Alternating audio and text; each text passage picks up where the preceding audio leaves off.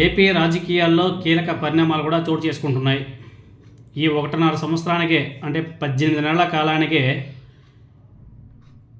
కీలకంగా పరిణామాలు చోటు చేసుకుంటుంటే ఇంకా 3.5 సంవత్సరంలో ఇంకెన్ని పరిణామాలు చోటు చేసుకుంటాయనేది కూడా చూడాలి. అదేవిధంగా 2029 ఎన్నికల లక్ష్యంగా అటు కూటమి పార్టీలు ఇటు వైసీపీ అందరూ కూడా వాళ్ళ వ్యూహాలు అమలు చేసే కార్యక్రమంలో బిజీగా ఉన్నారు. కొందరు ముఖ్య నేతలు వచ్చే ఎన్నికల్లో సీట్ల మీద ఆశలు కూడా పెట్టుకున్నారు. ఇక 2024 ఎన్నికల్లో అనూహ్య ఓటమి చూసినటువంటి వైసీపీ జగన్మోహన్ రెడ్డి గారు ఇప్పుడు తన రూట్ కూడా మార్చినట్టుగా తెలుస్తుంది. ప్రతి సీటు మీద, ప్రతి ఒక్క అసెంబ్లీ సీటు మీద, పార్లమెంట్ సీటు మీద ఆచితూచి నిర్ణయం కూడా తీసుకుంటున్నాడు.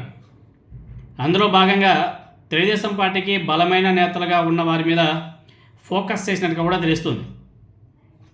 అందులో భాగంగా అనంతపురం జిల్లాలో అనేక మార్పులు చేర్పులు కూడా చేస్తున్నాడు జగన్మోహన్ రెడ్డి గారు.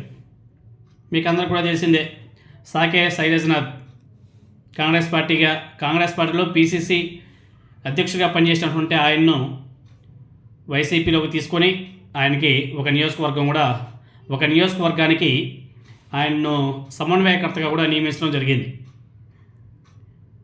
ఇంకా ఆ విధంగానే చాలా నియోజకవర్గాల్లో మార్పులు చేర్పులు చేస్తున్నారు.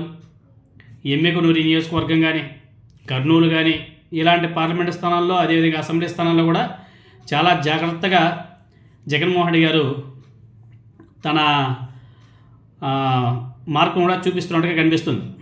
అదేవిధంగా అనంతపురం జిల్లాలో కొత్త రాజకీయాలు కనిపించబోతున్నాయి. ముందు జేసీ దివాకర్ రెడ్డి కుమారుడు జేసీ పవన్ రెడ్డి వైఎస్ఆర్ కాంగ్రెస్ పార్టీలో చేరబోతున్నాడు అనేసి ఒక పెద్ద చర్చ అయితే నడుస్తుంది. పెద్ద ఎత్తున ప్రచారం కూడా సాగుతుంది. 2019 ఎన్నికల్లో జేసీ పవన్ రెడ్డి తెలుగుదేశం పార్టీ నుంచి అనంతపురం ఎంపీగా పోటీ చేశాడు.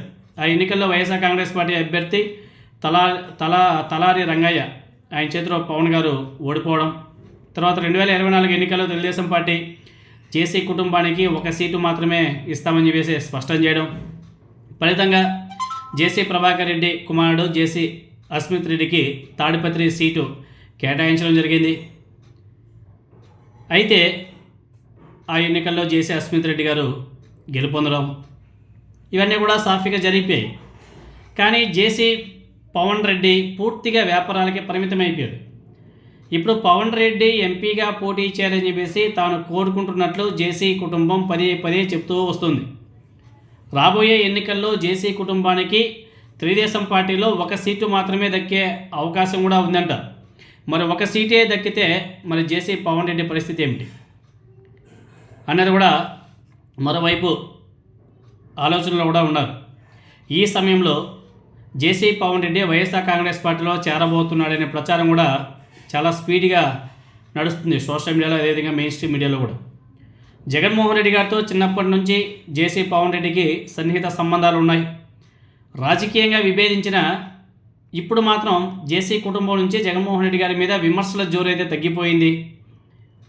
కొంతకాలం క్రితమే కాంగ్రెస్ పార్టీ పీసీసీ చీఫ్గా పనిచేసినటువంటి శైలజనాథ్ గారు వైఎస్ఆర్ కాంగ్రెస్ పార్టీలో చేరే సమయంలో జేసీ పవన్ రెడ్డిని కలవడం, తన వైసీపీలో చేరబోతున్నటువంటి అంశాన్ని ఆయన దగ్గర చర్చలు కూడా చేశాడంట.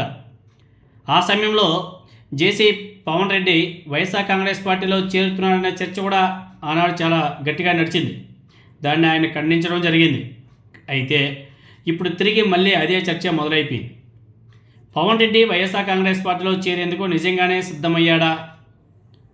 జేసీ కుటుంబంతో రాజకీయంగా పోరాటం చేసినటువంటి వైసీపీ నేతలు ఇందుకు మద్దతిస్తారా అనేది కూడా చూడాలి. అయితే ప్రచారం సాగుతున్నట్లుగా పవన్ రెడ్డి వైసీపీలోకి వచ్చేందుకు ముందుకు వస్తే జగన్మోహన్ రెడ్డి గారు ఆమోదం తెలిపే ఛాన్స్ ఉందా అంటే మెజారిటీ పీపుల్స్ ఉంటుంది అని చెప్పేసి కూడా భావిస్తున్నారు.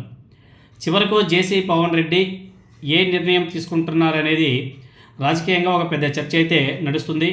మరి చూడాలి, ఆయన వస్తాడా, ఈయన ఆహ్వానిస్తాడా, లేకపోతే అది ఓన్లీ ఒక ఊహాజనితంగా మిగిలిపోతుందా, లేకపోతే నిజంగానే వచ్చే అవకాశాలు ఏమైనా ఉన్నాయా?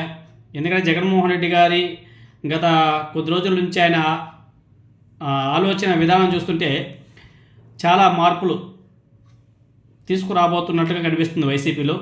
మరి ముందు ముందు రాజకీయాలు ఏ విధంగా ఉంటాయనేది చూడాలి.